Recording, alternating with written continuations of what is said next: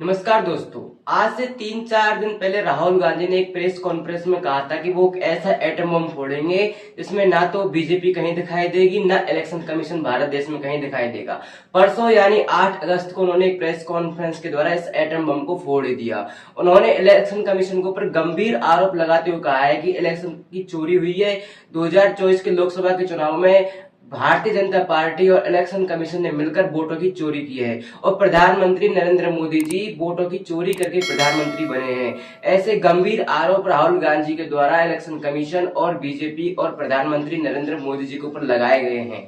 इसी के ऊपर इलेक्शन कमीशन का भी जवाब आया है। उन्होंने राहुल के सारे आरोपों को मिसलीडिंग कहा है और उन्होंने कहा है कि राहुल के आरोप यदि सही है तो वो एक एफिडेविट पर साइन कर दे। यदि उनके सारे आरोप जो झूठे साबित हो जाते हैं, अगर उनके सारे आरोप झूठे हैं तो वो देश से, जनता से माफी मांग ले, सॉरी बोल दे।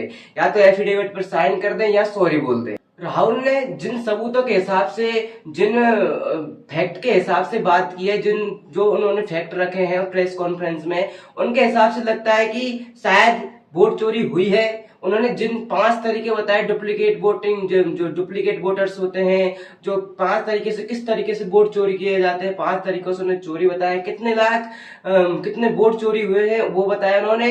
कर्नाटक के बेंगलोर की महादेवपुरा विधानसभा को उठाया, उसकी उन्होंने गहनता से जांच की और बताया कि इस महादेवपुरा विधानसभा में 1 लाख वोट चोरी किए गए। बेंगलोर के एक ऐसे घर में जिसमें एक 15/20 का एक रूम है जिसमें 80 वोटर बताए गए हैं और 80 वोटरों ने, सारे के सारे वोटरों ने फर्जी वोटिंग के हिसाब से और बीजेपी को वोट दिया है। राहुल गांधी का कहना है कि प्रधानमंत्री मोदी जी फर्जी वोटिंग के हिसाब से, फर्जी बहुमत, फर्जी मेजोरिटी के हिसाब से प्रधानमंत्री पद तक पहुंच गए।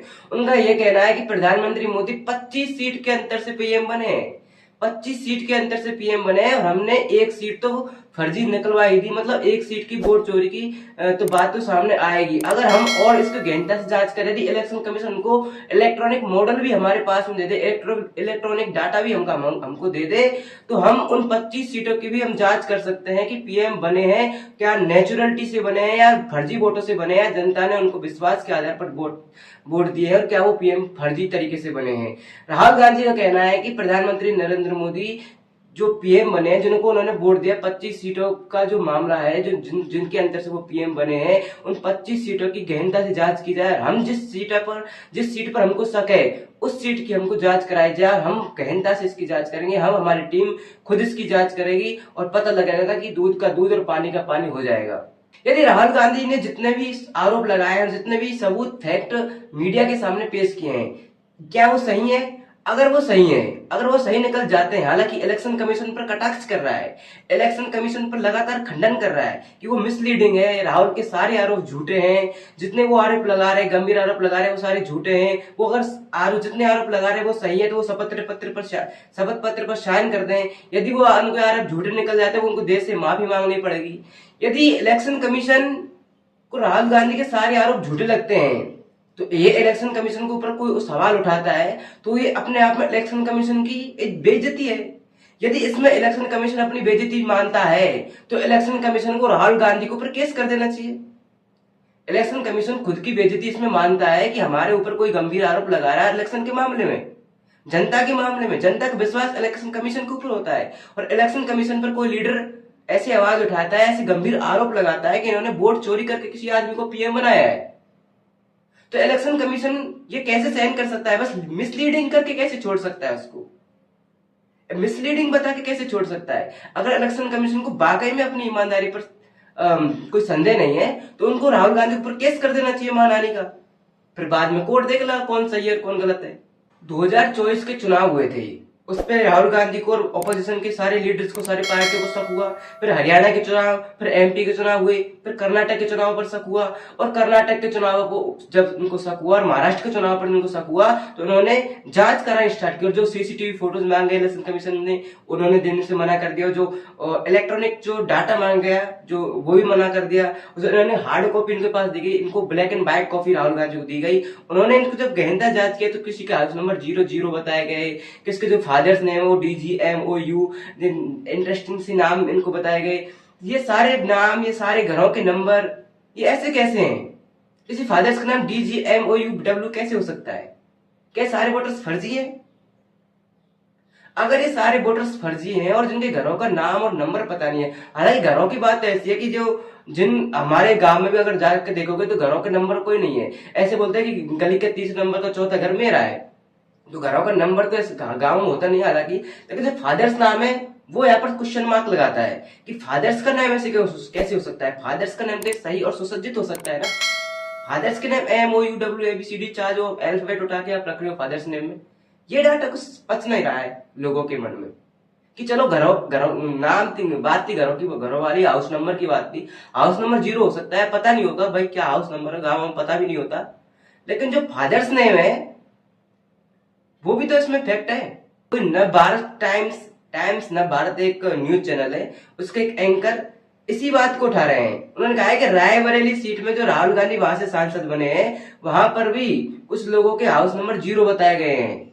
वहां पर भी हाउस नंबर 0 बताया गया है और वहां भी एक घर में 27 30 वोटर्स एक घर से निकले हैं। तो क्या राहुल गांधी के जो संसदीय क्षेत्र रायबरेली में वोटों की चोरी हुई है? वोटों की चोरी जिसने की है? जो वहां का विनर है। रायबरेली से विनर कौन है? राहुल गांधी, ऐसा उस एंकर का कहना है। उन्होंने कहा है कि एक घर में 27 25 वोटर वहां भी मिले हैं।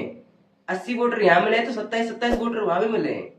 तो क्या वो भी सही है कि एक घर में लेकिन जब इंडिया टुडे का एक संवाद आता है, इंडिया टुडे के एक न्यूज रिपोर्टर जब बेंगलोर के महादेवपुरा के उस 80 वोटर वाले घर में जाता है, तो वहां एक डिलीवरी बॉय रहता है। डिलीवरी बताता है कि मुझे उन 80 वोटर से कोई मतलब नहीं है, मैं उनको ना तो जानता ना पहचानता। और जिसका वो घर था, जो उस घर के मकान मालिक का नाम जयराम रेड्डी है, जो बीजेपी से बिलोंग करता है। यदि राहुल गांधी जी ने जितने भी आरोप लगाए वो सारे सच साबित होते हैं, तो ये हमारे लोकतंत्र पर एक बड़ा कुठाराघात होगा। और यदि राहुल गांधी ने जितने भी आरोप लगाए वो सारे झूठे साबित होते हैं, तो ये एक लोकतंत्र की बेइज्जती होगी।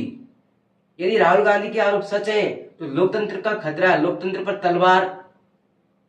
यदि लोकतंत्र, राहुल गांधी जितने भी आरोप, इलेक्शन कमीशन एक संवैधानिक संस्था होती है इलेक्शन कमीशन, उस पर राहुल गांधी आरोप लगा रहे हैं। बीजेपी का इलेक्शन कमीशन के साथ कोई गठजोड़ नहीं है, तो उन्हें खुलकर सामने आना चाहिए, इसका विरोध करना चाहिए और सबूत मांगे जाने चाहिए। और बाकायदा कोर्ट और सुप्रीम कोर्ट इस पर निष्पक्ष न्याय करे और निष्पक्ष इसकी जांच होनी चाहिए कि राहुल गांधी जो आरोप लगाए हैं वो बेबुनियाद है या झूठे हैं।